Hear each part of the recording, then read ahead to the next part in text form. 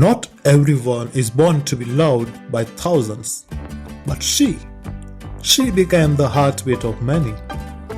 Touch की सबसे बड़ी टूर्नामेंट WPL, जिसमें वो एक प्लेयर नहीं पर टूर्नामेंट की बैकबोन बनी, एक इंस्पिरेशन, लीडर एंड रिवॉल्यूशन। नाम है हर्षा। जब लड़कियों से कहा गया ये खेल आपके लिए नहीं है, तब हर्षा ने इंतजार नहीं मौके बनाए और लड़कियों को सिखाया सपने कैसे जीते।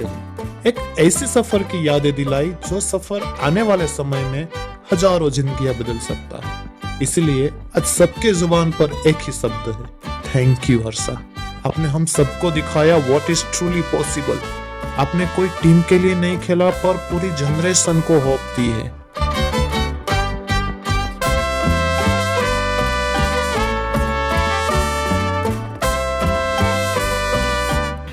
Thank you so much.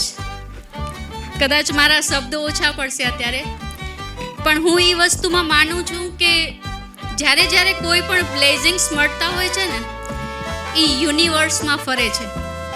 અને જ્યારે કોઈ પણ સંકટ પરિસ્થિતિ આવતી હોય છે ને, ત્યારે આ યુનિવર્સમાંથી જ આ બ્લેઝિંગ્સ કામ આવતા હોય છે. અને તમારા બધાના બ્લેઝિંગ્સ, બેસ્ટ વિશિસ મને 100% કામ આવશે.